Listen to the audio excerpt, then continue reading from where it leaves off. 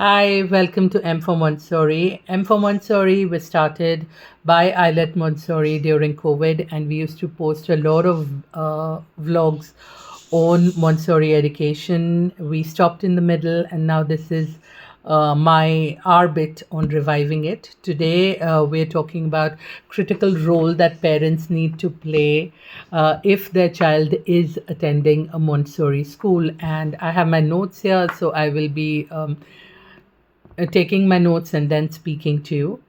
Maria Montessori believed that child's most formative years are during birth to six. And since we cater to pre-primary Montessori's cater to children between 2.5 and 6, and Islet Montessori and schools like us, who also offer a toddler program, cater to children between 1.5 to 6 years. So this time is extremely crucial. I hope most of you are aware of that. But while the guides facilitate the teaching and the environment at school, parents have an equally important role to play at home. This is where this vlog comes in. I would like to break down how parents can support and extend Montessori learning at home because it will be a win win situation for all of us. In running ILET over the past 7 years plus, I have visually seen how parents being on the right track can impact the child completely. And that's where it is important. Your role is important. Parent education is very important. So at ILET, we host iTalks. Montessori parents are encouraged to attend those workshops. Open houses, orientations are held not only at our school but across different schools. And these sessions explain the theory. You see the material which is in work with the children. You get a first hand experience of the classroom when you attend observations by learning about student choices, peer interaction, and conflict resolution, social development, freedom within limits, all independence, all these things. You can help us a lot in this journey. Parents can reinforce these principles and more at home and ensure there is consistency and there's a balance between school and home. Communication between teachers and parents is essential for the child's development. We have a wonderful app which is Transparent Classroom, which we communicate on a regular basis with the parents. But I'm sure there are other schools which adhere to other modes of communication. Parent teacher conferences also provide an opportunity to discuss the child's development, his or her behavior, his or her softer skills, etc. While regular emails and updates ensure there's always a way of communication, and it's a two-way communication. One thing that parents can do before anything is blown out of proportion, discuss with the school. And it's extremely important to do that to align the school and home environment so that the child is at a happy space. Respecting the child. I can't reiterate this enough. You know what? There are many teachers who join us from outside after Montessori training. Of course, we don't hire teachers which are not Montessori trained. So, what happens is work wise, they're very well equipped to handle their position. But what they lack a lot of times is the softer skills. And to train them in house is extremely important. So, teaching them, talking about respect, being vigilant of how the children are handled, and giving feedback at the right time. That's also a reason why we started Montessori teacher training at ILET, and we'll be resuming that soon, but on that more later. At home, see, respecting the child is one of the core principles. It's like the heart of Montessori education. And children have this innate drive to explore and learn. So that is one thing you need to, a child who is regularly developing, normally developing, doesn't has any developmental delays or such, has an innate desire to learn in a Montessori environment. There are children who are different, they have different needs, and as teachers, we need to adhere and address to those needs. So that's when children with learning difficulties or behavioral issues come in. But as an environment, we're equipped to handle both. Somewhere it's a little more independence, somewhere it's less independence giving, depending on the development of the child. But one thing we don't compromise on is respecting the child, because that's where parents can support us. Parents can support by respecting their child's children at home, the child's independence, his or her journey. Uh, Use natural consequences instead of punishments, harsh punishments, and discipline measures. Instead of using unnecessary praise, empty praises, giving empty threats, or criticism, parents can foster an environment where the child feels safe and accepted. I always tell new parents the child will start their learning journey from day one, but lessons will start eventually when the child feels safe and happy in Islet. And that, I think, should be the motive of any good school, Montessori or otherwise. Independence at home. So, this is one thing I have been struggling with a lot since the beginning of my Montessori journey, which has been 7 years plus, 7 years plus now, 8 years plus now. And Montessori encourages children to complete their tasks independently. You pitch in, you help only and only when it is required. Parents can bring this philosophy and at home by teaching children everyday skills like cooking, cleaning, helping you in the kitchen, helping you set up the dining table, load the washing machine, etc. Gradually stepping back is important. As adults, we are unable to do that if we intentionally start doing that. In my 8 years now, I have become trained, thankfully, to do that. But there are still many teachers and my teammates who are new, especially the ones who are new, who need assistance in that, and that's human. Fostering concentration. One thing I always tell my team, and I believe, and I keep on telling myself, and any Montessori teacher who's true Montessori teacher will believe, is the worst thing we can do is disturbing the child when he or she is concentrating, because the child who's concentrating is learning, and it is he or she is the happiest that time. um, Creating a powerful distraction free environment is important. It's vital to develop their focus, their will to take things, their independence and concentration. Montessori classrooms minimize distractions, and parents can do the same at home by limiting screen time, by offering unstructured things for exploration, and exposing children to art, music, hands on project, craft, etc.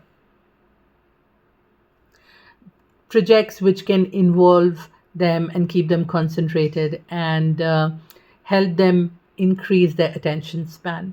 This helps children build concentration and creativity together, which is a win win. Learning through senses. Montessori classrooms are multisensory classrooms. You can adopt that at home using, I'm not saying buy Montessori material, then the child will have no reason to come to school and enjoy those materials at school. But at home, you can enjoy gardening, you can enjoy cooking, you can enjoy nature walk, you can go on vacations where the child will explore the outdoors. Exposing children to art, music, drama, etc., will help them learn through the senses. Practical life skills, again, as I've been saying like a parrot, involve them in different activities they can do at home. They will make mistakes, but mistakes are learning grounds. If we treat them like that, that is when it'll be a win for us as parents and as educators. Parents' observation. There are certain things I've observed that some families don't take parent observations very seriously. And some families are amazing. They just don't miss. I have seen children who stayed with us for 4 years, 5 years, because we have a toddler program as well. And each observation, which is like 6 to 7 observations, if we keep at least one observation a year, has been attended by both the parents. So it is important. Observation is an important part before the parent teacher conference happens, and you should not miss it. Montessori, and we as teachers also observe on a daily basis. So, what observation I was telling about initially was a planned observation, which happens once or twice a year, where you see your child and children in the environment working together, separately, and working fabulously. But as a teacher, also we observe on a regular basis what is that this particular child needs, what is it that we can present, how is it that he or she will learn. And we take notes. It's not just like we will be observing in the, like, just like that. We take notes, we prepare our plans accordingly as parents, and we also guide parents based on these observations as and when required. But taking the feedback is your thing, as in how much is too much for you as parents. That's also at times. So we will give you very honest feedback, but how much parents incorporate it is depends on you as a parent. Community building is a very important part of Montessori. So, any events, any annual days should not be taken lightly. Multi age classrooms are very important for building community and then social skills.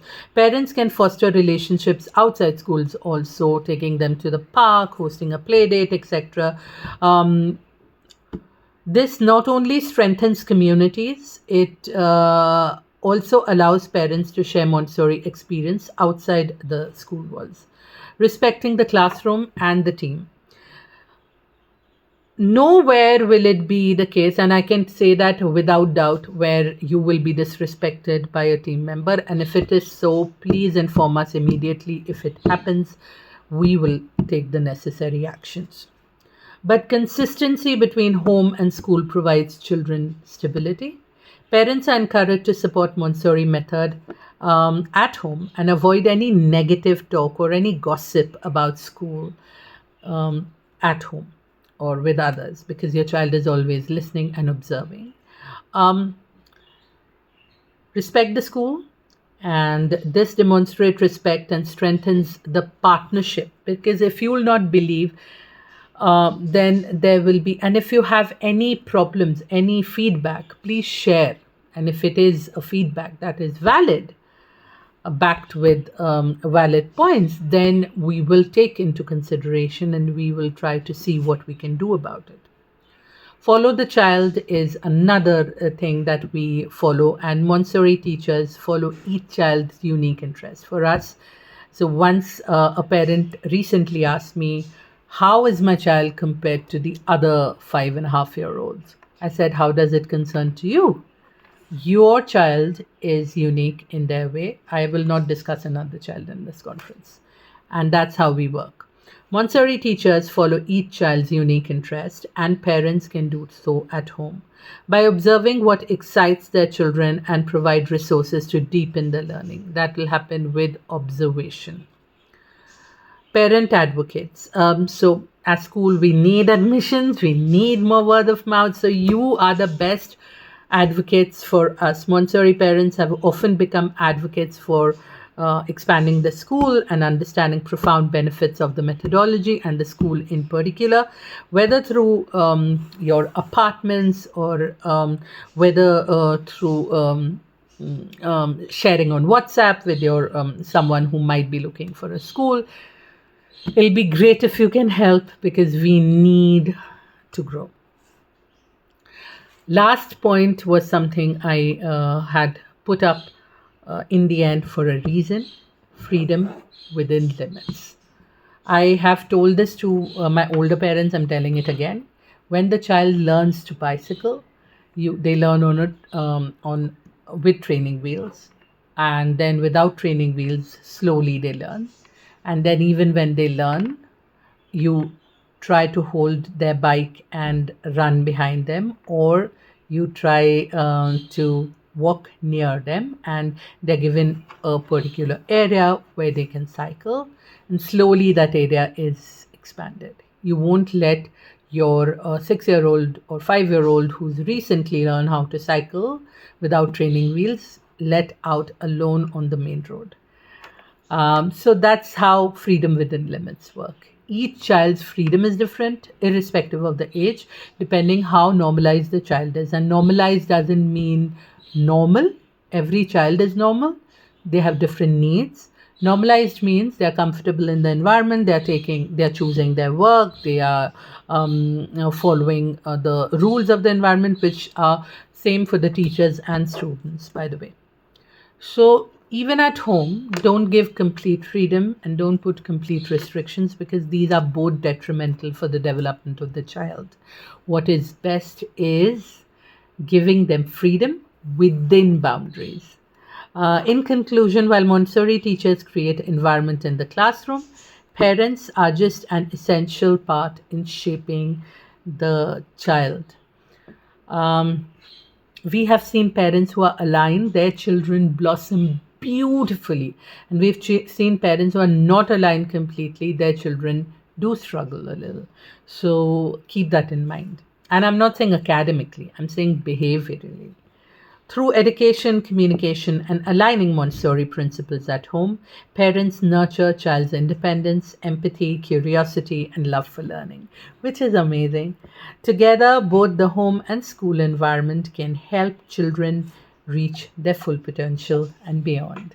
And as I always say, parents as partners in ILET, and we will always stay like that. Let's work together for the development of the child and take care of yourself.